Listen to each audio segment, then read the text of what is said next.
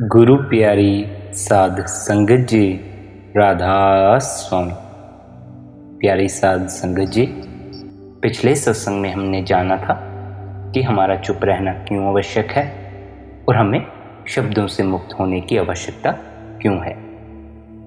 आज के इस सत्संग में हम जानेंगे कि सत्य को पा सकने में हम असमर्थ क्यों हैं। उस विराट, उस परमात्मा को पा सकने में हम असमर्थ क्यों हैं। आज के इस सत्संग को बड़े ध्यान से और पूर्ण हृदय से स्मरण करें। हम सारे लोग खोज करने निकल पड़ते हैं बिना इस बात को देखे हुए कि जो मन खोज करने जा रहा है वह कैसा है। पहली तो बात कि वह मन बहुत सीमित, बहुत क्षुद्र है, शब्दों की दीवार में बंद है और इसलिए सत्य को नहीं पा सकेगा। शब्दों की दीवार तोड़ना बहुत जरूरी है और कोई दूसरी दीवार नहीं है। स्मरण रखिए, मन के ऊपर शब्दों के अतिरिक्त और कोई दीवार नहीं है। अगर शब्द अलग हो जाएं तो मन एकदम निराकार हो जाएगा। कभी आपने सोचा, कभी अपने मन के भीतर यह बात खोजी, अगर कोई भी शब्द ना हो तो भीतर क्या होगा। कोई दीवार ना होगी, कोई सीमा ना होगी, मन निराकार हो जाएगा।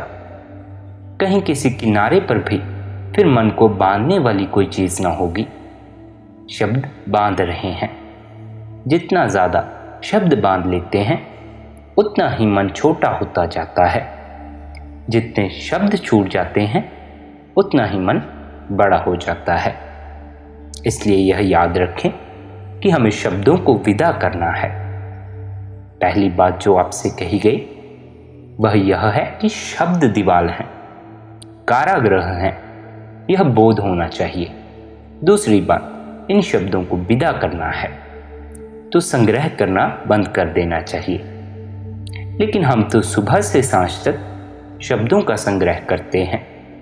सुबह उठते से ही हम अखबार की खोज करते हैं, फिर रेडियो को सुनते हैं, फिर मित्रों से बात करते हैं, फिर दिन भर है, फिर सांझ है और शब्द इकट्ठे हो रहे हैं।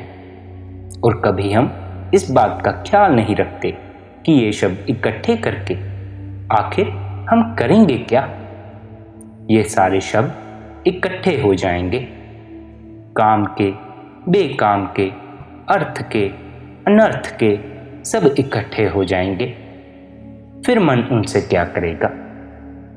लेकिन शब्दों को जितना हम इकट्ठा कर लेते हैं, एक तरह का पावर, एक तरह की ताकत हमको मिलती हुई मालूम पड़ती है।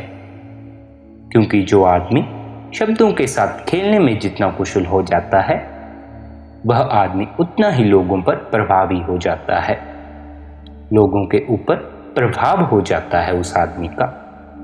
जितना शब्दों के साथ खेलने में उसकी कुशलता बढ़ती जाती है वह लोगों के साथ उतना ही कुशल हो जाता है।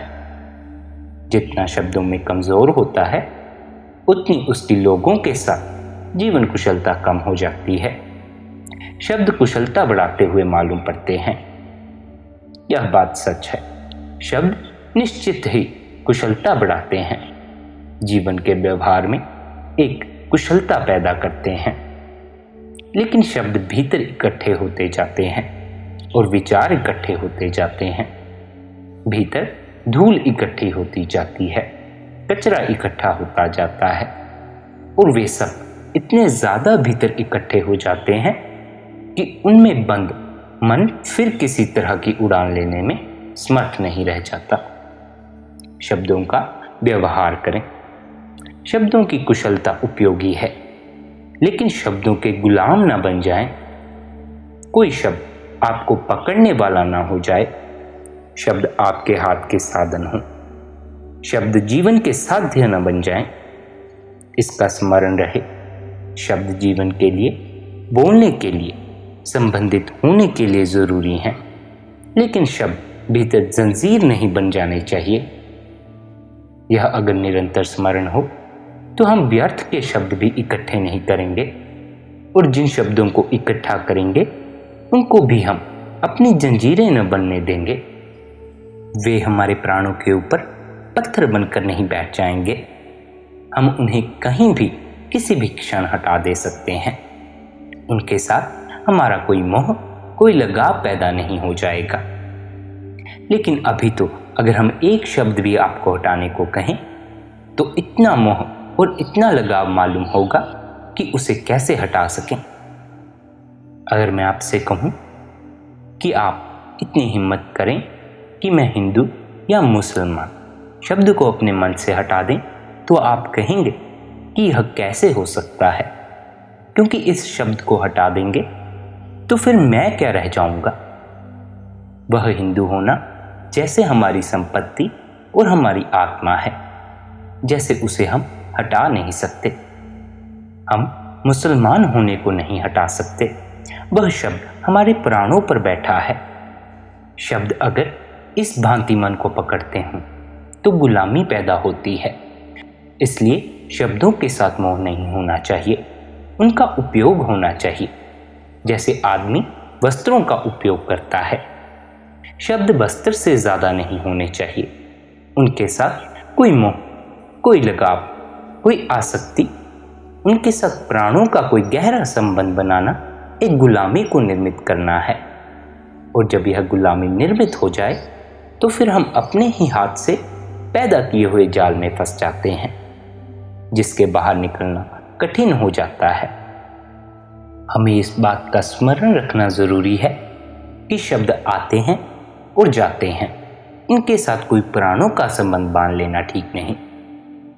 तब चित्त एक निरंतर सतत मुक्ति की अवस्था में, सतत प्रवाह की अवस्था में हो सकता है।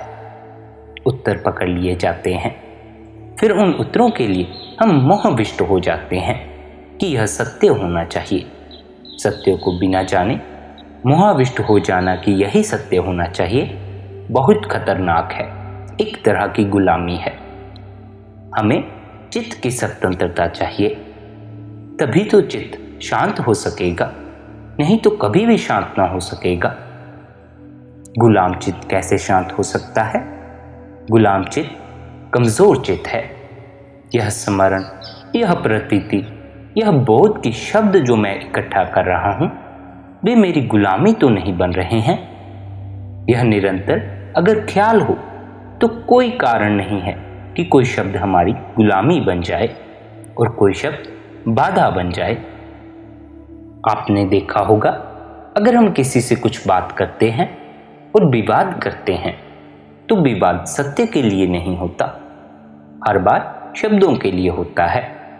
हम एक शब्द पकड़ लेते हैं, दूसरा आदमी दूसरा शब्द पकड़ लेता है और हम विवाद में पड़ जाते हैं। इसीलिए तो किसी विवाद, किसी आर्गुमेंट से कभी कोई निष्पत्ति नहीं निकलती, कोई कंक्लूजन नहीं निकलता। अगर शब्दों की पकड़ ना हो तो दो आदमी जो विवाद करेंगे और विचार करेंगे, वह विचार उन्हें कहीं ले जाएगा, किसी निष्पत्ति पर, किसी निष्कर्ष पर, किसी समाधान पर। लेकिन हम सब शब्दों को पकड़ लेते हैं। मेरा शब्द महत्वपूर्ण हो जाता है आपके शब्द से, क्योंकि वह मेरा है और जो आपका है वह आपका है। और जब हम विवाद करते हैं तो यह सवाल नहीं होता कि सत्य क्या है, सवाल यह होता है कि मेरा क्या है। जो शब्द मेरा है वही शब्द जीतना चाहिए, क्योंकि उसकी जीत में मेरे अहंकार की जीत है। शब्दों की जो गुलामी है वह मेरे शब्दों के कारण पैदा होती है। जो शब्द मेरे हैं उनका मैं गुलाम हो जाता हूं, कोई शब्द किसी का नहीं है। अगर गुलामी से मुक्त होना है तो यह जानना चाहिए शब्द कोई भी हमारा नहीं है, और तब चित्त निष्पक्ष हो जाएगा। तब किसी शब्द के लिए कोई लड़ाई नहीं है।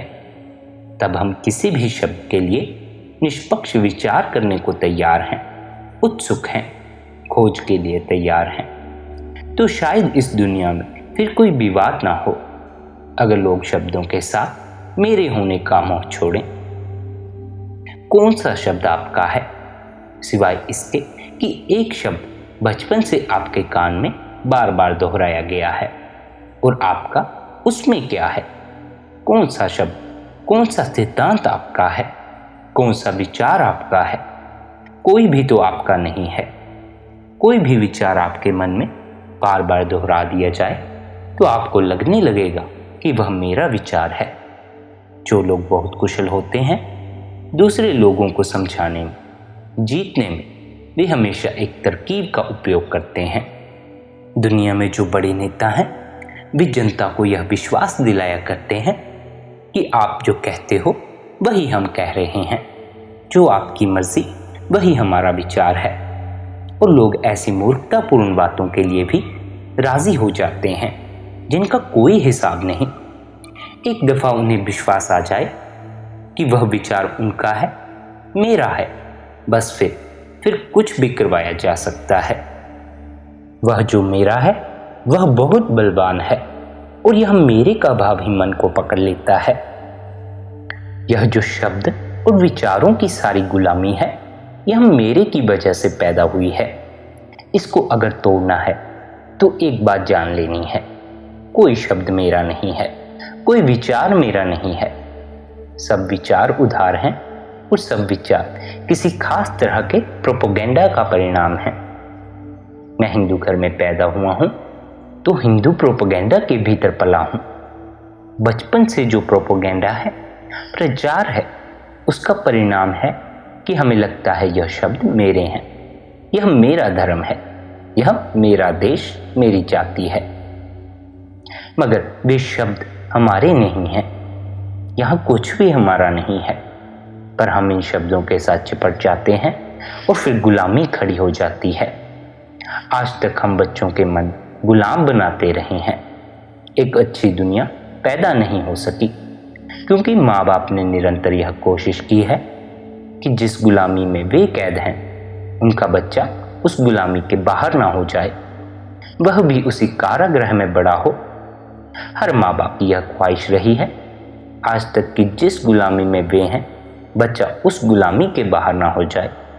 शायद इसमें एक डर था और वह केवल यह था कि अगर वह मेरी गुलामी से बाहर हुआ तो वह किसी दूसरे की गुलामी में पड़ जाएगा।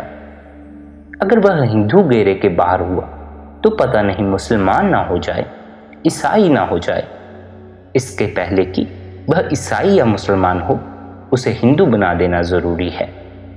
और दुनिया में जितने धर्म हैं वे चूंकि सभी एक न एक तरह की गुलामियां हैं, इसलिए हर बाप परेशान है और डरा हुआ है कि मेरा बच्चा कहीं इस गुलामी को छोड़कर उस गुलामी में ना चला जाए।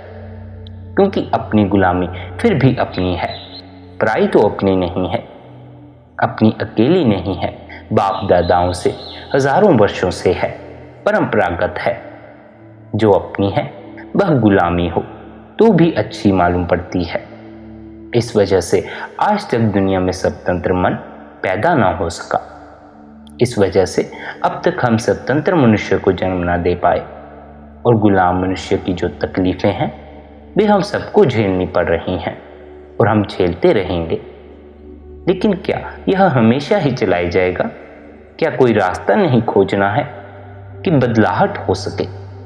क्या कोई फिक्र नहीं करनी है कि क्रांति आ सके और हम स्वतंत्र मनुष्य को जन्म दे सकें?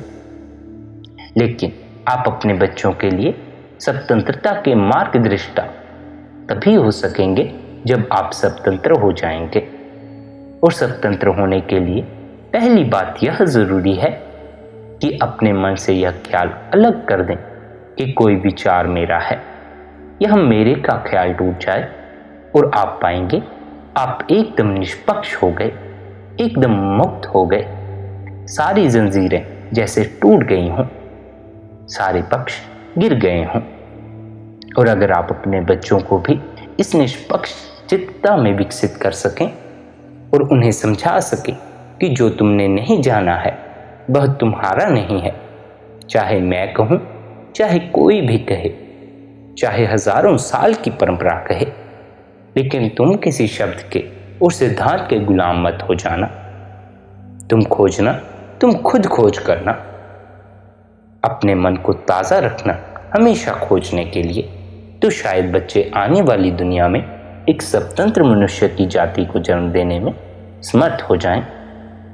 लेकिन उसके पहले उन सारे लोगों को स्वतंत्र होना होगा, हम सारे लोगों को जो खुद शब्दों से बंधे हुए हैं, और इसके लिए हमें मेरे का ख्याल छोड़ देना आवश्यक है। पहली तो बात कि हमें यह बोध रखना है कि शब्द कारागृह हैं। दूसरी बात कि शब्द मेरे नहीं हैं। और तीसरी बात, शब्द के साक्षी होने की सामर्थ्य पैदा करनी है। मन में शब्द घूम रहे हैं, थोड़ी देर को भी एकांत में बैठकर केवल उनके साक्षी हो जाना चाहिए। जैसे रास्ते पर लोग चल रहे हों और कोई साइड में बैठकर सिर्फ साक्षी हो जाए और लोगों को निकलने दे, ऐसे ही विचार को भी निकलने देना चाहिए, शब्दों को भी निकलने देना चाहिए और दूर खड़े होकर देखना चाहिए। दूर खड़े होकर देखने से क्या होगा? जैसे ही दूर खड़े होकर कोई शब्दों के जुलूस को देखेगा, जो भी शब्दों के लिए प्रोसेशन को, इस जुलूस को देखेगा, उसे एक बात तो यह पता चलेगी कि मैं अलग हूं और शब्द अलग हैं। और दूसरी बात उसे यह पता चलेगी एक शब्द के जाने और दूसरे के आने के बीच में अंतराल है, खाली जगह है। हर दो शब्दों के बीच में थोड़ा गैप है। जो व्यक्ति अपने भीतर थोड़ा दूर खड़े होकर शब्दों की चलती हुई धारा को देखेगा, उसे दो बातें दिखाई पड़ेंगी। पहली, शब्द अलग हैं, मैं अलग हूं। दूसरी बात, हर शब्द के जाने और दूसरे शब्द के आने के बीच में खाली जगह है। उसी खाली जगह में साइलेंस का अनुभव होता है। हमारे मन के भीतर जो भी विचार चल रहे हैं, शब्द और शब्दों के बीच में खाली जगह है, लेकिन हमने कभी ठहर कर इसे देखा नहीं। हम इसे ठहर कर देखेंगे तो हमें यह खाली जगह दिखाई पड़ेगी। और यह जो शब्दों के बीच में खाली जगह है, वहीं से आपको पहली दफा साइलेंस का अनुभव होगा, शांति का अनुभव होगा। और जैसे ही आपको शांति का अनुभव होगा, वैसे ही आपको पता चलेगा शब्दों में कारागृह था, शांति में मुक्ति है। शब्दों में जेल थी, शांति में स्वतंत्रता है। मगर यह मेरे कहने से आपको पता नहीं चलेगा और ना ही किसी और के कहने से आपको पता चल सकता है। यह तो उस शांति का जैसे ही अनुभव होगा, जैसे शब्दों के बीच में खाली जगह मिलेगी और आप उसमें डूब जाएंगे तो आप पाएंगे शब्द बंधन है, शून्य स्वतंत्रता है, शून्य मोक्ष है। यह आपका अपना अनुभव होगा।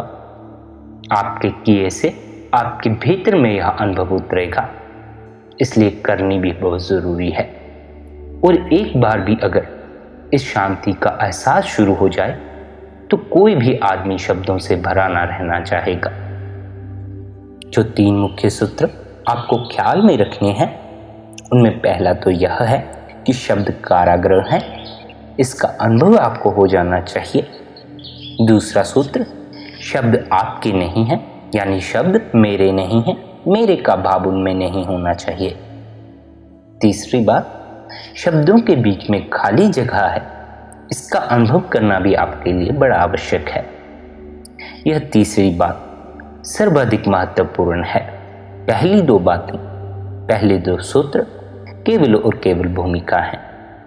सबसे महत्वपूर्ण तीसरा सूत्र है, थोड़ी देर कभी रात बिस्तर पर पड़े हुए शब्दों के साक्षी मात्र रह जाएं।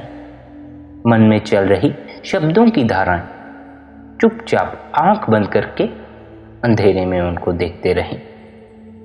क्या हो रहा है, कौन से विचार चल रहे हैं, और विचारों को रोकने की आवश्यकता नहीं, उन्हें जाने दें। विचार आते हैं, चले जाते हैं। ना तो आप विचारों के साथ सम्मिलित हों, ना तो आप विचारों को नकारने की कोशिश करें, केवल विचारों को देखते रहें। अगर आप अपने विचारों के साथ सम्मिलित नहीं होंगे, उनके साथ छेड़खानी नहीं करेंगे, दूर खड़े होकर उन्हें देखते रहेंगे, तो आपको अपने आप बीच की खाली जगह दिखाई पड़नी शुरू हो जाएगी।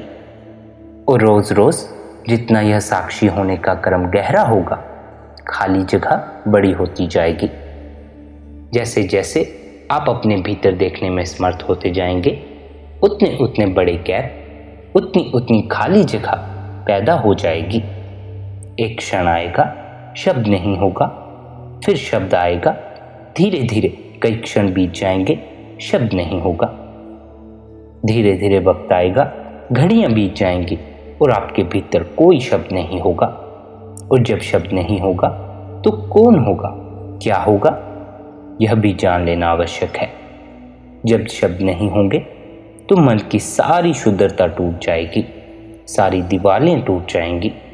रह जाएगा मन जिसकी कोई सीमा नहीं है। उसी मन का नाम आत्मा है जिसकी कोई सीमा नहीं है।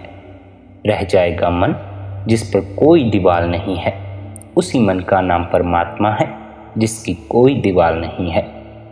रह जाएगा एक विराट चैतन्य जो सब में व्यापक है, जो सब में फैला हुआ है।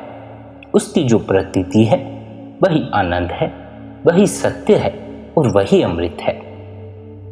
एक छोटी सी कहानी से आज की इस चर्चा को पूरा करेंगे। एक बहुत पुराने देश में और बहुत पुराने दिनों में एक राजा ने एक अद्भुत दान उस देश के 100 ब्राह्मणों को दिया था। उसने कहा था कि मेरे पास एक बड़ी भूमि है, तुम इस भूमि में से जितनी घेर लोगे तुम्हारी हो जाएगी। भूमि बड़ी बहुमूल्य थी। राजा ने अपने जन्मदिन के उत्सव में देश के 100 बड़े ब्राह्मणों को बांट देनी चाहिए थी। वे ब्राह्मण तो खुशी से नाच उठे। एक ही शर्त थी, जो जितनी उस जमीन को घेर लेगा, जमीन पर जितनी बड़ी दीवार बना लेगा, वह जमीन उसकी हो जाएगी। अब सवाल यही था कि कौन कितनी बड़ी बना ले। ब्राह्मणों ने अपने घर द्वार बेच दिए, अपने कपड़े भी बेच दिए, एक एक लंगोटियां भर बचा ली, क्योंकि सस्ते में बहुत बहुमूल्य जमीन मिलती थी। और उन्होंने दीवारें बनाई और जितनी जो जमीन घेर सकता था उसने घेर ली। इस घेरने में एक और आकर्षण था। राजा ने यह भी कहा था कि जो सबसे ज्यादा जमीन घेरेगा उसे मैं राजगुरु बना दूंगा। तो एक तो जमीन घेरने का फायदा था, बहुमूल्य जमीन मुफ्त सिर्फ घेरने के मूल्य पर मिलती थी। और दूसरा, सबसे ज्यादा घिर जाए तो राजा के राजगुरु होने का भी सौभाग्य मिलता था। 6 महीने का वक्त दिया था। फिर 6 महीने के बाद राजा गया और उन ब्राह्मणों से कहा, मैं खुश हूं कि तुमने काफी जमीनें घेरी हैं। अब मैं पूछने आया हूं कि सबसे ज्यादा जमीन का घेरा किसका है। एक ब्राह्मण खड़ा हुआ और उसने कहा, इसके पहले कि कोई कुछ कहे, मैं दावा करता हूं कि मेरा ही घेरा सबसे बड़ा है। सारे ब्राह्मण हंसने लगे। राजा भी हंसा, क्योंकि वह गांव का दरिद्रतम ब्राह्मण था और किसी को भी यह आशा नहीं थी कि उसने बड़ा घेरा बनाया होगा। और ब्राह्मणों को तो भली भांति पता था कि उसने छोटा सा घेरा बनाया है, कुछ थोड़ी सी लकड़ी वगैरह लगाकर थोड़ी सी जमीन घेरी है। लेकिन जब दावा किया गया था तो निरीक्षण के लिए राजा को जाना पड़ा। वे 100 ब्राह्मण भी गए। वहां जाकर पहले ही सबको शक हुआ कि मालूम होता है उसका दिमाग खराब हो गया है, क्योंकि लोगों ने तो मीलों लंबी जमीन के टुकड़े घेर लिए थे। वहां जाकर तो निश्चय हो गया कि वह पागल हो गया है। उसने थोड़ा सा जमीन का टुकड़ा घेरा था, कुछ लकड़ियां बींधी थी, लेकिन रात मालूम होता था उसमें भी उसने आग लगा दी थी। अब वहां कोई घेरा नहीं था, सारी लकड़ियां जली हुई पड़ी थी। राजा ने कहा, मैं समझ नहीं पा रहा, आपकी दीवार कहाँ है। उस ब्राह्मण ने कहा, मैंने दीवार बनाई थी, मैंने लकड़ियां लगाई थी, लेकिन फिर रात मुझे ख्याल आया कि चाहे मैं कितनी ही बड़ी जमीन घेर लूं, जो जमीन घिरी हुई है वह छोटी ही होगी, बड़ी नहीं हो सकती। तो रात में मैंने घेरे को आग लगा दी। अब मेरी जमीन पर कोई घेरा नहीं है, इसलिए मैं दावा करता हूं कि मैंने सर्वाधिक जमीन घेरी है। किसी तरह का कोई घेरा मेरी जमीन पर नहीं। राजा उसके पैरों पर गिर पड़ा और उसने कहा, तुम अकेले ही ब्राह्मण हो, बाकी सभी वैश्य हैं। वे 99 लोगों ने जमीन घेरी है, गणित का हिसाब रखा है, नाप जोक की है। तुम अकेले आदमी ब्राह्मण हो। तुम्हारा जो घेरा था वह भी तुमने तोड़ दिया। जिसका कोई घेरा नहीं है वही तो भ्रम को जान पाता है, वही तो ब्राह्मण हो जाता है। वह ब्राह्मण राजगुरु बना दिया गया। उसने एक अद्भुत साहस किया, घेरा तोड़ देने का साहस, और घेरा तोड़ते ही सब कुछ उसका हो गया। यह कहानी अंत में आपको इसलिए सुनाई गई क्योंकि मन पर भी घेरे हैं, और मन के घेरे को जो तोड़ देगा वह भ्रम को जान लेता है। मन के नाप जोक हैं, इंच इंच, फीट फीट बनाकर हमने दीवार खड़ी की है। उसकी दीवार में हम जिंदा रहने के आदी हो गए हैं। उसी से हम पीड़ित और परेशान हैं, और उसी के कारण हम क्षुद्र हो गए हैं। और विराट जो निरंतर मौजूद परमात्मा है, उससे हमारा कोई संबंध नहीं रह गया है। उससे संबंध हो सकता है, लेकिन जो उस ब्राह्मण ने उस रात किया था, किसी रात आपको भी वही करना पड़ेगा।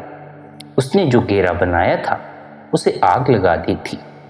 जिस दिन जिस रात आप भी अपने घेरे में आग लगाने को राजी हो जाएंगे, उस दिन परमात्मा और आपके बीच कोई दीवार नहीं रह जाएगी। और जो मन के घेरे से मुक्त है, शब्दों के घेरे से मुक्त है, वही उस परम सत्य को जान सकता है। वही जीवन के असली आनंद, जीवन के सौंदर्य को जान सकता है। उसके पहले सब दुख है और सब नरक है। उसके पहले सब अंधकार है, उसके पहले पीड़ा और मृत्यु है। उसके बाद ना पीड़ा है ना मृत्यु है, ना तो दुख है और न दैन्य है। उसके बाद जो भी है वह परम आनंद है और परम शांति है। उसे जान लेना ही, उसे पा लेना ही जीवन का लक्ष्य है। और जो उसे पाने से वंचित रह जाता है, उसका जीवन व्यर्थ ही चला जाता है। वह अपना जीवन कंकड़ पत्थर बीनने में गवा देता है, और हीरे जवाहरातों के ढेर उसके निकट थे, उसको दिखाई नहीं पड़ता। वह मिट्टी को बांधने में गवा देता है। सोने की खदानें उसके पास थी, मगर उसने उन्हें नहीं देखा। वह क्षुद्र को कमाने में, विराट की संपदा को पाने से वंचित रह जाता है। प्यारी संगत जी, आपने इतनी शांति और प्रेम से सत्संग सुना, उसके लिए आपका धन्यवाद। आशा करता हूँ कि किसी न किसी दिन वह अद्भुत क्षण आपके जीवन में आए जब आप अपनी शुद्धता को तोड़ने में समर्थ हो जाएं। जिस दिन आप मन की शुद्धता को तोड़ लेंगे, उसी दिन परमात्मा आपका है। वह परमात्मा तो भीतर ही मौजूद है, लेकिन हम उसे अपनी दीवार के कारण अनुभव नहीं कर पाते। लेकिन हम उसे शब्दों की दीवार के कारण अनुभव नहीं कर पाते। वह परमात्मा जो आपके भीतर अभी कैद है, जो आपके भीतर मौजूद है, उसके प्रति मैं प्रणाम करता हूँ। राधा स्वामी जी।